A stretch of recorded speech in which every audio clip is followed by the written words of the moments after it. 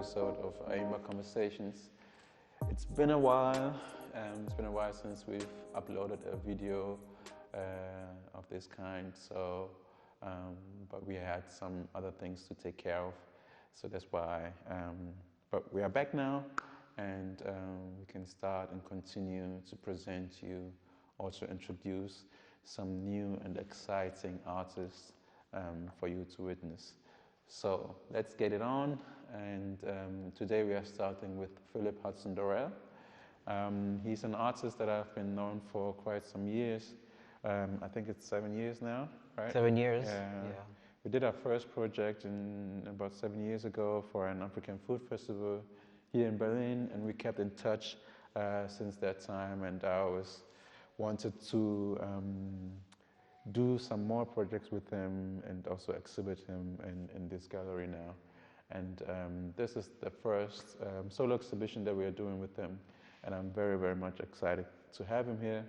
And yeah, welcome, Philip. Welcome to this. Thank you, Kojo, for having me here. It's a pleasure and an honor to be here in your gallery and to be able to show my work. Yeah, I'm very glad that we kept in touch and we kept always pushing each other to newer heights throughout the years. We never gave up on one another. That's a very beautiful thing that I have to emphasize before we really get it on and start. Sure. So thank you for that. Thank you for believing. For the trust also. For the trust. And each other. And for the efforts. For all the sweats that we've been through, that we're going through. So it's beautiful having you here. Thank you very much once more. So basically the first question that I ask everybody who I'm talking to about art is always starts the same. That's my anchor point. It's the same question. So what's your passion? Why do you do art? How did you find your way? And why did you decide to go on that path for yourself? Well, I think that the art chooses me. When I think about the past and when I was a child, it was really an encounter with art. I was sitting in a house of a neighbor, and then I saw a painting. I couldn't know who is this painter, but still I was just looking at this painting, and I couldn't say who is this or what is the theme about. And the year passes, and I always had this question in my head, and I didn't know, okay, what's going on. And then I found out that this was a painting from Vincent van Gogh. And it was the time when I said, okay, wow, this is so amazing. And then I started doing art, also as a child. Okay, so how old were you at that time? Well, it was for me just for comfortable. Like I did all these sketches and drawings and mixed. How old were you? How old? I was 15. 15. I was 15 when I started. Yeah. Okay. Then I had a better understanding about the colors, and I had a better sight. That you can say to understand what you're doing and to see things around you. So that's the time I started, and it was cool. It was cool, and also really like it relieves. It gives you peace, and it gives you another way to think about things. Yeah. Beautiful. Yeah. So you said you found your way to art at a very young age. At 15, where did you live around that time, and how was your life during that period of your life? Yeah, well, I come from a small island called San Andres, and this place is an island in the Caribbean, and I was there with my 3 siblings. So. For them, art was, okay, what I did was, okay, what are you doing? All these sketches, and so they didn't understand what was going on with me. So, but I tell them, okay, that's the way I am, and that's what I want to do, that's how I feel. And I kept going on. And it was quite, I don't want to say challenging, but it was like to believe in what I'm doing. And I know it would be like something what would take more form in the future. And you knew that already back I then? knew Okay. that, yeah, because it was a passion. It's a passion still. Yeah. So, It's interesting. and there are many ideas, many fantasies in my head going around that I always think I have to create and do. Okay. Yeah. Nice. So you mentioned San Andres. San Andres is an island, you said? It's Where? an island, Where? 30 square kilometers Yeah. big. It's not that big, as you know. Yeah. And it belongs to Colombia. Colombia. So we all on the island have a Colombian passport. Okay. And we speak Spanish also. You speak Spanish. So you were born there? I was born there on And San Andres. You've been raised there as well? Raised there. Gone to school? Yeah. And all the whole process of... On the whole process. And we grew up, one can say, bilingual. Okay. We have the Creole language, which you learn from home. Yeah. And then the Spanish, which you learn at school or just walk in the streets. So are you good in Creole? Like, do you speak it fluently? Yeah, sure. Yeah? Yeah, Nice. it's very, I would say, similar to English. It's like a cousin from the English. Nice. It's a Creole that has been spoken in all Caribbean places. Yeah. Okay. Caribbean places. So tell us something about your upbringing. Of course, as a child, what was your first memories in San Andres or in Colombian? And what is your first childhood memory that you cannot forget, that you know it's within you and you cannot get rid of it? Well, my first memory as a child is being at the beach. Okay. Because of it's an island, of course you have water everywhere, and after coming from school, that was the first thing I would do. Leave my bags at home and just jump into the sea. And I remember it was raining day and night almost, and then I said, okay, I don't care, I have to go to the beach. So this is something... Because it was still warm, right? It was still warm. Yeah, So I mean, even if it rains, you can just go into the water. Yeah. The water like 28 degrees. So it's like to being in a tub. Yeah, beautiful. And this is something that I always remember. But you know, after being in hours in the water, then when you come out, then your skin, the fingers are really wrinkled, and you feel like it's going blue. But I can imagine as a child you didn't even care. You don't care. You don't care, right? You don't care if you come home and your mom Yeah. say, "Where were you?" And she rose. We say row. Yeah. She argued with you, and because you already have your fun. Yeah. Being there. Yeah. You didn't care about any So trouble that you're gonna get from your parents. that's it. Oh, that was so nice. I can imagine that, and it sounds beautiful. Yeah, it is a quite experience. Sounds like an amazing Because upbringing. the sea Yeah. calls you also, no? Yeah. And you just want to be in this element Yeah. All the day time. and night if it could be. Okay, so how was your adolescence years, or even your puberty years, where you went to school and all that stuff? So what was the time for you? Like, let me say maybe between 10 and 20 years of age. Well, between 10 and 15, 16, and also later, I was lucky to start playing tennis. So this was something I did also parallel to what I was doing in terms of art.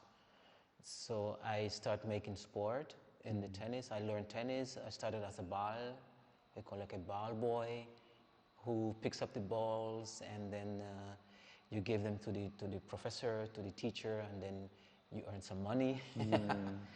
It was a little bit, but it's okay. It's okay. It's I mean, you're young. You don't Yeah. need so much, right? When you're small, you don't need. But then you have the idea of saving for later and learning to save, so you don't have to waste That's true. and use everything. So I was quite also many years, many hours on the tennis court, and this was also an issue that didn't like my mom, because then of course I had to attend to school, and then when I was too many hours, too many days at the tennis court, she would say, okay, no, you don't go, and it was not so nice because it was something I really wanted to do. Yeah. So all this period, it was based on this sport, which I also learned how to play, not only working, but I learned how to play, and it was satisfying. And it helps me to grow also as a person, because then you get to learn when you play what is about competition. And when you compete, you have to learn to be a good winner, but also you have to learn to be a good loser.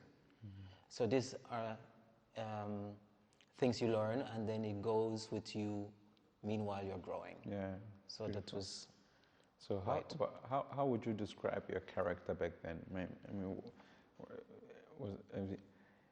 were you a quiet child or more hysteric one? I mean, was you all around? Do you have like a lot of friends that you've been going out a lot with? Yeah, I was introvert. Like I say, I would like to express myself loud, to be jumping around, to be dancing, and I was the one that one could say, okay, he's like a clown.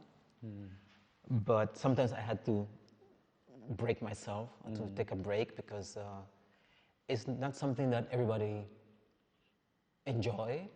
So, but I would be the one like to keep the party going, to keep the people smiling. So this was, and I think it's even now like that. Yeah, it's even now like that. But when you're growing up and it's not a career, it's not a, I'm not getting paid for that, so I just try to do it when it goes with the mood, with the flow, with the flow. So you basically you read the room in order to make to see if you can joke around or not. Yes, that's me. So, but it's always a question to me, like why do people leave a paradise situation, like being on an island in San Andres, having the beautiful weather all the time, having like the ocean right in front of your doorstep, and being, of course, being around your family. The question that I'm asking is, what made you move from San Andres to Berlin, where you live and work currently? What made you leave, and what was the reasons for you to? Well, I don't know how to say it in English, but these were circumstances. Meanwhile, in my childhood and in my youth, I always had the idea I wanted to travel.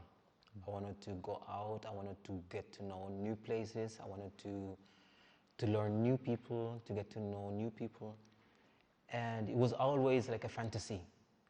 I remember also as a child, we had these small radios where you only had batteries in it and a huge antenna. So I would search for different frequencies to see what's out there besides what I knew. And I was astonished that I get something in the radio. I couldn't tell that time what it was, but I'm almost sure it was German language somehow. So these were the time I had these fantasies. And fortunately, I had the opportunity to come to Germany, because at that time we had many German tourists coming to the island, because it's an island, it's a place which is touristic. And yeah, I could come to Germany to work, and the time I say, okay, I will try and see what's possible. Because living on an island, as you could almost imagine, it's 30 square kilometers where everybody knows everybody, where you have all limitations in point of if it's cinema or if it's theater or music, or even if you want to go to a theater or to a gallery, you want to see more, you want to experience more. And when you have this open-minded, of course you try to find out what is out there for you.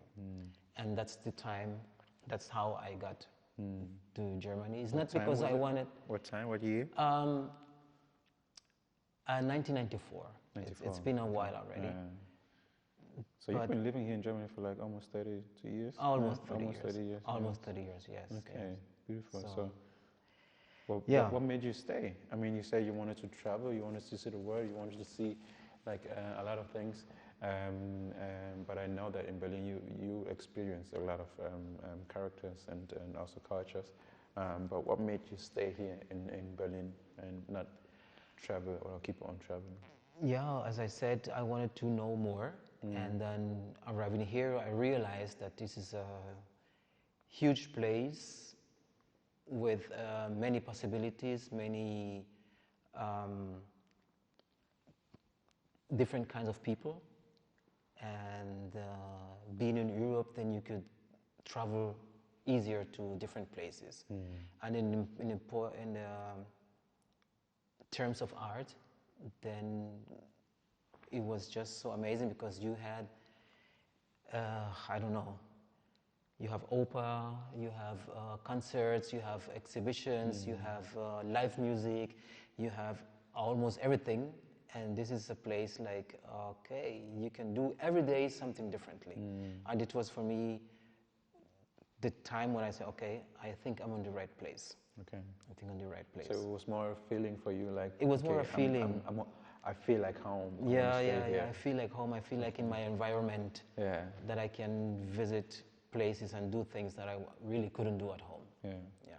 So I'm quite happy that you stayed here in Berlin. Otherwise, we would have never met, I guess.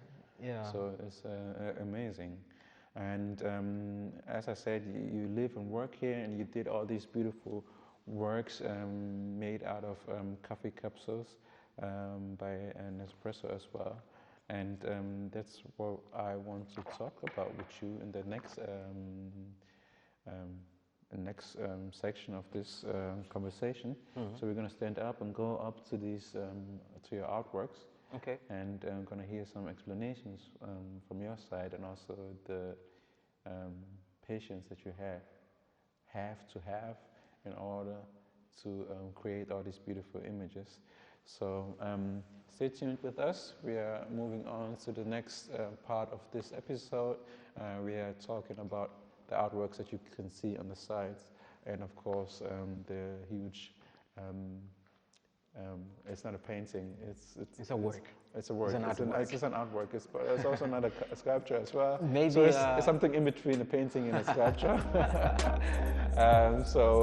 We're going to talk about that. So stay tuned with us, and please watch the next part of this conversation with Hudgson Dorrel. And please subscribe to our channel and leave a thumbs up, of course. And stay tuned for the next episode as well. So see you soon.